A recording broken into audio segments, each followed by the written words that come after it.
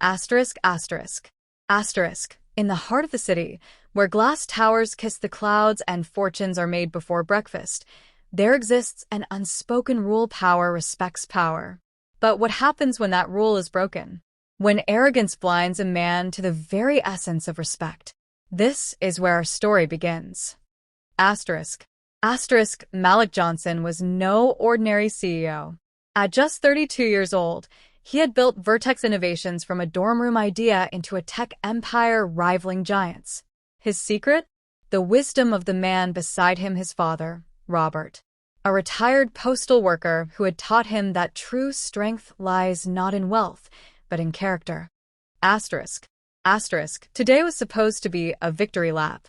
After months of negotiation, First National Bank had agreed to a $5 billion deal to fund Vertex's global expansion. The papers were ready. The chairman had personally assured Malik of their commitment. All that remained was a formality, a routine visit to finalize the paperwork. Asterisk. Asterisk. But institutions, like the men who run them, often wear masks. And behind the polished desks and forced smiles, something far uglier festered. Asterisk. Asterisk. Daniel Reeves had spent 20 years climbing the bank's ladder. To him, power was a weapon, one he wielded with the smug assurance of a man who'd never faced consequences. When Malik and Robert entered, Reeves didn't see a visionary CEO or a dignified elder. He saw only what he chose to see. Asterisk. Asterisk. The tension was immediate. Unspoken, but thick enough to choke on. Malik, ever the professional, outlined the purpose of their visit. Robert, ever supportive, handed over his ID for verification standard protocol. Asterisk. Asterisk. A test. A petty, calculated power play. The kind of slight meant to remind men like Robert of their place. But Reeves had miscalculated. Badly. Asterisk. Asterisk. In that moment, Malik made a decision. Not as a CEO, but as a son. The deal, the money, the prestige, none of it mattered. What mattered was the man who'd worked 40 years in rain and snow to put food on his table. The man who'd taught him that dignity isn't given. It's demanded. Asterisk. Asterisk. Asterisk. With a single call, the wheels of consequence began to turn. The chairman's frantic voice crackled through the receiver, but the line was already dead. The deal was dead. And Daniel Reeves? He just didn't know it yet. Asterisk. Asterisk. Asterisk. By sundown, the financial world would reel. By week's end, the bank would lose clients, credibility, and a staggering share of its value. But in the quiet of his penthouse, Malik would pour 2 glasses of bourbon, one for himself, one for his father. And they'd drink to a lesson the Reeves of the world never learn. True power bows to no one. Asterisk. Asterisk. And this was only the beginning. Asterisk. The morning after the incident at First National Bank, the financial world erupted into chaos. News outlets scrambled to break the story of how a $5 billion deal had collapsed in seconds. Headlines splashed across screens, radios, and newspapers, each more damning than the last. Asterisk. Bank managers disrespect costs institution $5 billion. Asterisk. Asterisk. Vertex CEO walks away after father humiliated. Asterisk. Asterisk. First National stock plummets following scandal. Asterisk. Inside the bank's corporate headquarters, panic had set in. The board of directors called an emergency meeting before the markets even opened. Emails flooded in from major investors demanding explanations. Financial analysts dissected the fallout live on television, some calling it one of the most costly acts of arrogance in banking history. The chairman, James Wellington, sat at the head of the conference table, his face unreadable, but his grip on his pen tight enough to turn his knuckles white. Daniel Reeves, the bank manager responsible for the disaster, had not yet been informed of his termination. He arrived at work as usual, unaware that security footage of him dropping Robert Johnson's ID had already gone viral. His phone buzzed with messages he didn't bother to check. He assumed the previous day's events were nothing more than a minor inconvenience, a spoiled billionaire throwing a tantrum. He had no idea his career was already over. Meanwhile, Malik Johnson sat in his downtown office, surrounded by his executive team. His phone hadn't stopped ringing since the news broke. Reporters wanted statements.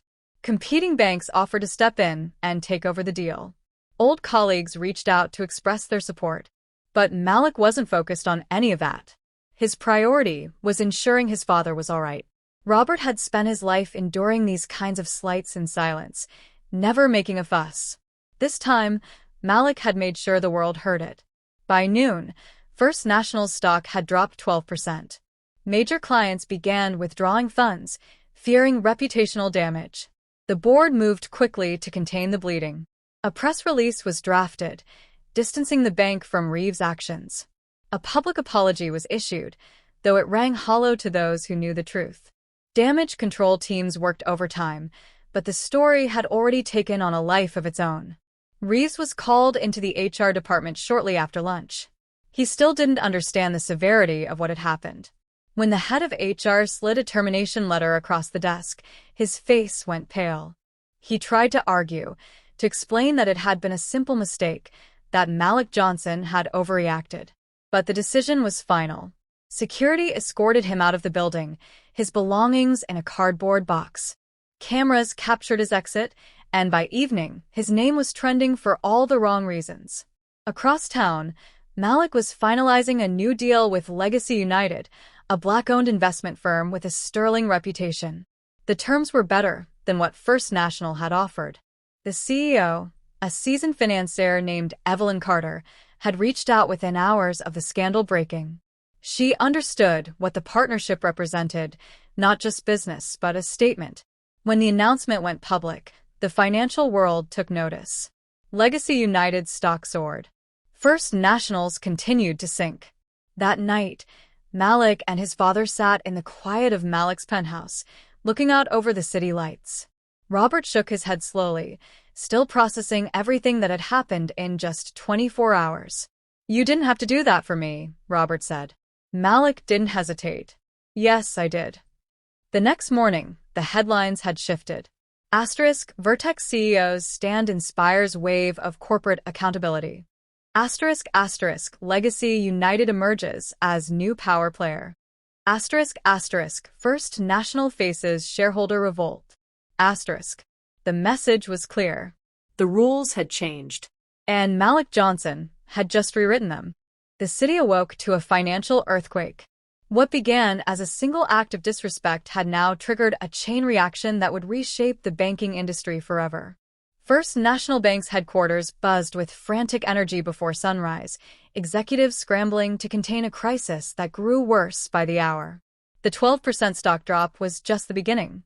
By market close that day, another 8% would vanish, wiping out decades of carefully cultivated investor confidence in a matter of hours. Malik Johnson sat in his corner office at Vertex Innovations, watching the numbers flash across his Bloomberg terminal with quiet satisfaction. The screens before him told a story of tectonic shifts in corporate power dynamics.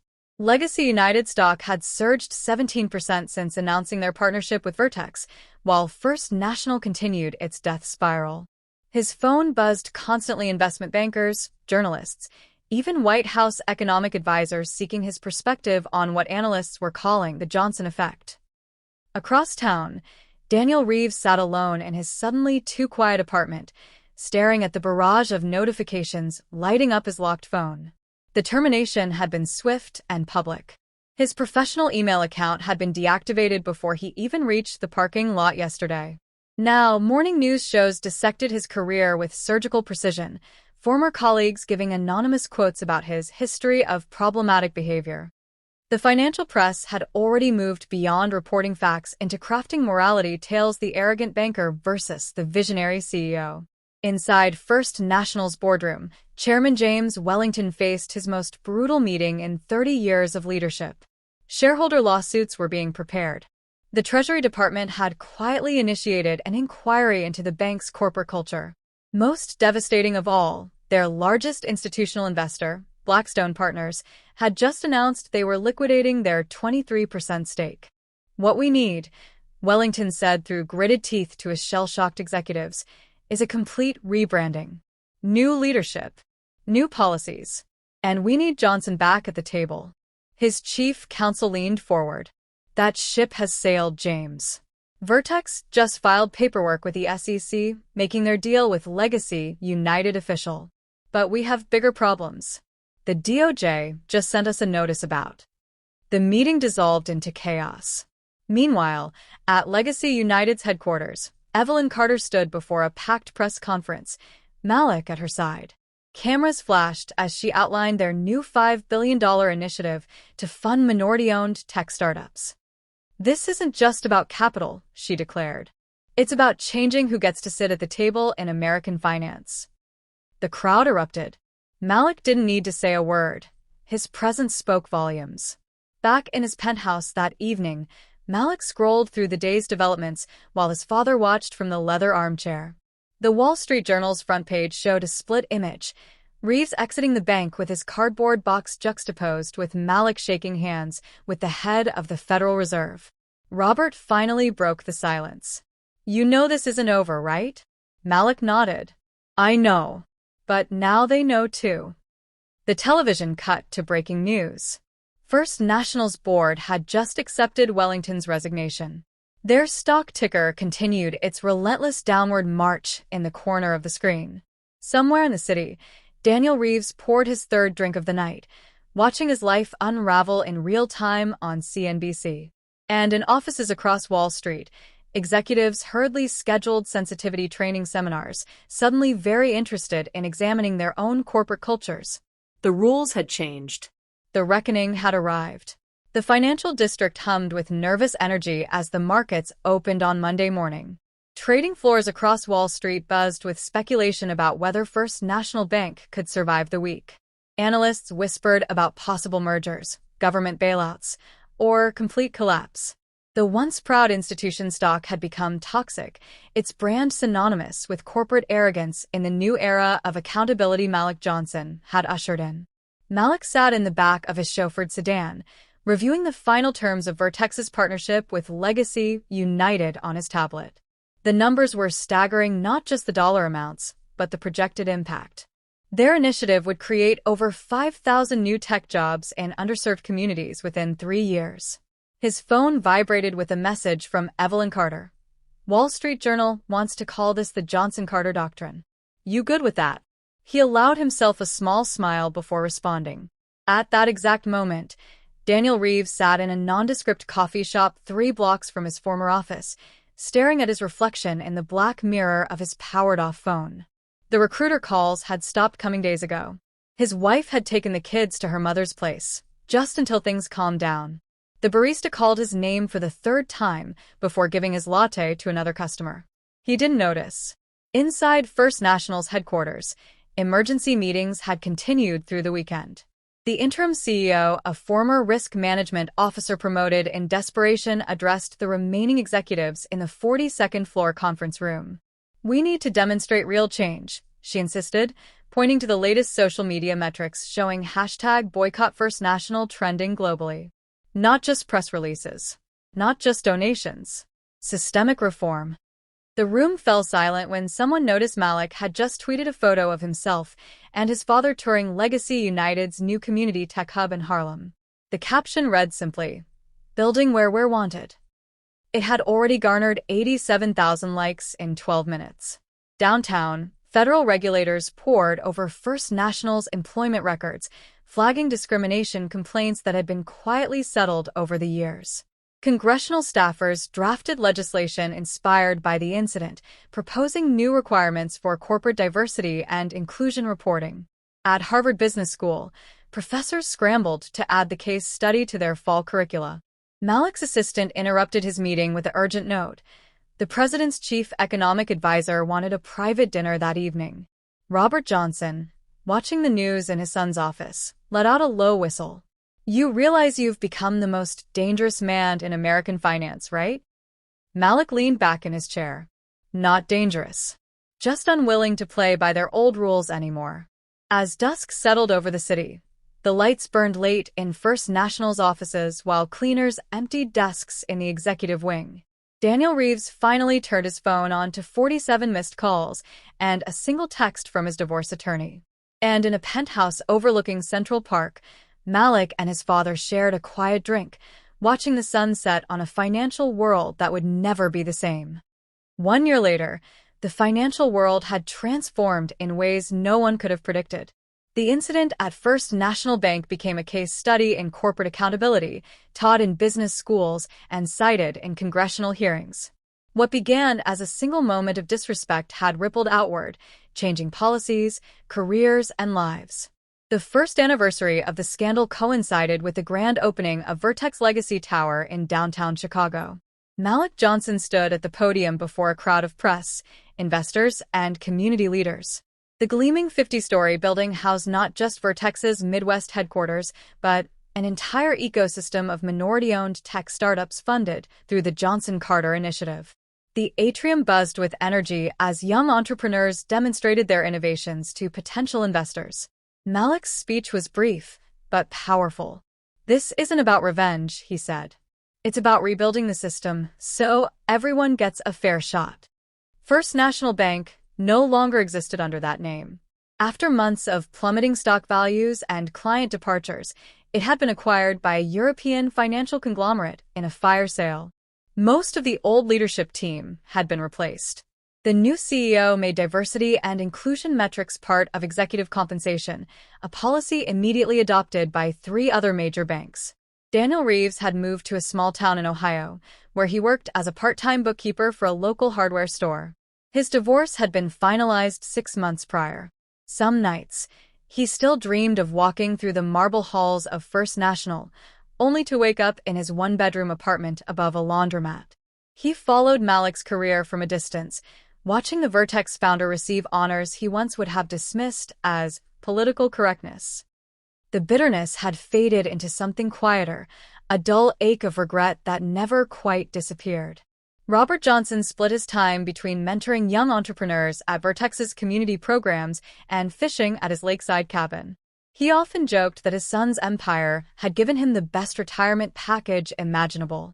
But his real pride came from the Malik Johnson Leadership Foundation, which provided scholarships and business grants to first-generation college students. The foundation's motto, taken from something Robert had told Malik years ago, was displayed in every office: "Success means nothing without integrity." On Wall Street, the changes were measurable. Minority-led investment firms saw record inflows of capital. Corporate diversity officers suddenly found themselves with real budgets and board access. 3 Fortune 500 companies appointed their first Black CEOs within months of the scandal. Business journalists coined the term the Johnson effect to describe how companies with strong diversity metrics began outperforming their peers. Malik's calendar remained packed with speaking engagements, but he made time every Friday afternoon to visit public schools in underserved neighborhoods. He brought engineers from Vertex to demonstrate coding principles, but his real message was simpler. "Someone once tried to make my father feel small," he told a classroom of wide-eyed 10th graders in Detroit. "Don't ever let anyone make you feel that way." As the sun set on the anniversary, Malik stood on the balcony of his penthouse, looking out at the city lights. His father joined him, handing over a glass of bourbon. They clinked glasses in silence. No words were needed. The proof of their victory wasn't in the skyscrapers bearing Malik's name or the billions in market capitalization. It was in the thousands of young people who now saw opportunities where none had existed before. It was in the boardrooms where different voices now had seats at the table. And it was in the quiet knowledge that dignity, once demanded, could reshape the world. The financial district's lights twinkled below, a constellation of progress and possibility. Somewhere in the glow, another young entrepreneur was dreaming big. Another executive was reconsidering outdated biases.